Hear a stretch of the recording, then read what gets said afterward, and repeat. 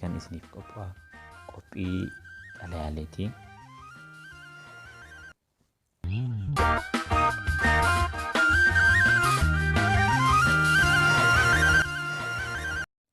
Namni jireenya isaa keessatti hin dogongorre hin jiru. Haa ta'u malee karaan nu ittiin dogongorru kan hunda keenyaatu adda adda. Inni tokko dogongora isaa irraa barata. Inni tokko immoo dogongora nama biraa irraa barata. Inni kaan immoo dogongora isaa irraas haa ta'u kan nama biraa irraas hin baratu. Inni akkasii rakkisaadha. Egaa waa malee manni hin aaru akkuma jedhan anis waa malee kana hin dubbadhu. Mee seenaa na mudate akka armaan gadiitti isiniif dhiyeessaa akka dhuma qophii kanaatti na dhageeffadha. Maqaan koo Roobsaan jedhama. Barataa yuunivarsiitii Kiiloo 6 ta'een otoo jiruu mucayyoo maqaan ishee Caaltuu jedhamtu tokko wajjin wal jaalanne. Gosa barnoota adda addaa haa barannu iyyuu malee isheenis barattuma yuunivarsiitii Kiiloo 6ti. Yeroo wal jaalachuu jalqabnu lachuun keenya barattoota yuunivarsiitii waggaa 2ffaati. Yeroo boqonnaa keenyatti wal maleen adeemnu. Mana kitaabaa yeroo deemnus wal maleen adeemnu. Kan adda nu baanu yeroo manni barumsaa boqonnaaf cufatu qofa. Yeroo manni barumsaa cufatu isheenis anis gara maatii keenyatti galla. Yeroo boqonnaa kanatti qaamaan wal biraa haa dhabamnu iyyuu malee karaa bilbilaan yeroo nuti sagalee walii otoo hin dhagain oollee bullu hin jiru. Utuma jaalala mi'aayaa kana keessa jirtu yeroo eebba keenyaa geenyaa lachuu keenya iyyuu eebbifanne. Guyyaa eebba keenyaa kana gammachuunis gaddinis nutti dhaga'ama ture. Isa barannee barumsa keenya xumurru ni gammanna. Garuu haalli hojii yookiin bakki ramaddii hojii keenya lachuu iyyuu akka adda nu baasu ni beekna. Kanaaf gaddina.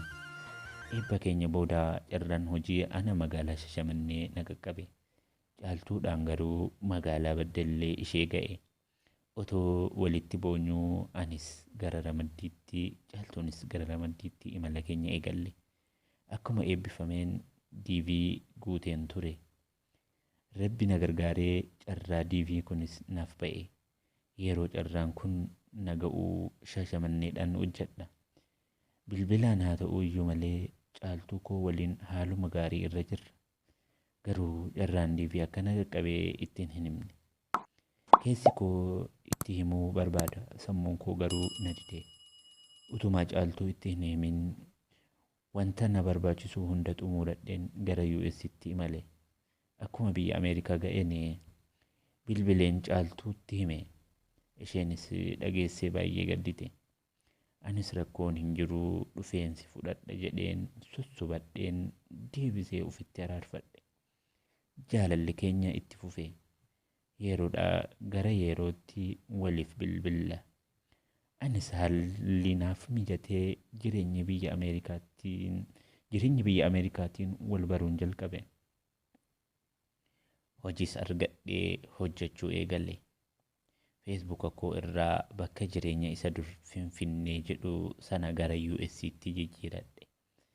Bakka babbareedaa deemee suuraa ka'ee Facebook irratti maxxansuu jalqabe. Kanuma gidduutti intalli baay'ee bareedduu kan maqaan ishee Ayyaantuu jedhamtu tokko Facebook irratti hiriyyummaa naaf ergite. Anis hiriyyummaa ishee kana nan simadhe. Akkuma simadheen karaa keessaan na qunnamuu eegalte. Anis itti haasa'uun eegale.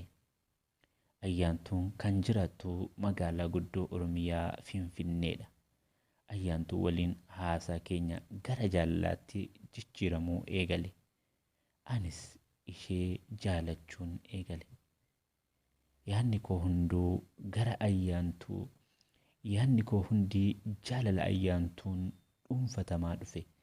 Caaltuudhaaf immoo fedhiin an qabu hir'achaa dhufe. Yeroo boqonnaa argadhu hundaa mucayyoo karaa Facebookaan wal barre kana Ayyaantuu wajjin haasawa. Caaltuun garuu maal atoo natti jijjiiramaa dhuftee jettee waan gaddite fakkaattee naaf barreessite. Lakkii jiruma biyya ormaa kanattu na ko'omse jedheen isheef deebise. Dubbiin dhugaa garuu ko'oomadheen osoo hin taane Ayyaantuu waliin jaalala jalqabeen. Jaalallee koo karaa Facebookaan wal barre kana Ayyaantuu waliin Akka wal fuunu dubbannee gara biyyaa deemee akka cidhaa godhadhus waliif galle. Kana hundaa akka duraan hiriyyaa qabu ittiin himne. Biyya galee fuudhuuf erga murteessee booda caaltuudhaan nan eegin ani waan deebi'ee biyya dhufu miti, jireenyi ni cima waan ta'eef yeroo keessa jalaa gubuu gaarii miti, kanaaf heerumi jedhee barreesseef. Maaliif sin jaaladha jettee amma kana na sossobda? Iddoo garaa kee geessee akkas naan jettaa jettee natti aarte. Garuu ammayyuu garaa koo keessa kan jiru caaltuudha. Anis yaadni garaa koo jedhu dhaga'uu dhiiseen sammuu koo duukaa bu'e. Kanumaafan caaltuun wal lollee adda adda baane. Guyyaan geenyaan anis biyya galee jaalallee koo karaa feesbuukaa wal barre kana ayyaantuu waliin magaalaa Finfinneetti cidha godhanne. Cidha kana irratti mallaqa guddaan baasee cidha keenyas baay'ee bareedaa ture. Cidha keenya booda iddoo garaagaraa deemnee waliin bashannannee baatii 2 erga ishee waliin ture booda gara Ameerikaatti deebi'ee hojii koos eegale. Mallaqa ji'aan doolaraa 200 hanga 300tti isheef erguun eegale. Asii takka qorra keessaa, takka ho'a akka ibiddaa nama gubu keessaa asiif achi fiigeen biyyatti ishee bashannansiisaa ture. Maallaqa ji'a ji'aan an itti ergu lafa isheen itti naqxu hin beeku. Utuu baatii hin guutin qarshiin fixee naan jetti. Akka isheen biyya Ameerikaa dhuftuuf wantoota barbaachisan hunda guuteen galche. Haa ta'u malee dhimmi keenya kun nu jalaa ture. Waggaa 3ffaa nuyi wal fuunetti fiizaan isheef ergame. Haadha manaa koo kanaa utuu hin argin waggaa 3 ture. Isa fiizaa isheef dhufee kana baay'een gammadeen dafee tikkeettii kutee isheef erge. Isheenis ni dhufte. Dhufaatii ishee kana irratti sagantaa guddaa qopheessee seeraan isii simadhe. Gammachuu guddaanis natti dhaga'ame. Haa ta'u malee gammachuu koo guddaan kan guyyaa 5 booda gara gaddaaf boo'ichaatti jijjiirame. Guyyaa 4 erga waliin boqannee booda gaafa guyyaa 5ffaa gara hojiin deeme. Ayyaantuun ganamaan kaatee ciree naaf qopheessitee na dhungattee sin jaaladha jettee na gaggeessite. Yeroo an hojii kootii manatti deebi'u ayyaantuu koo miti fooliin isheeyyuu mana keessa hin jiru.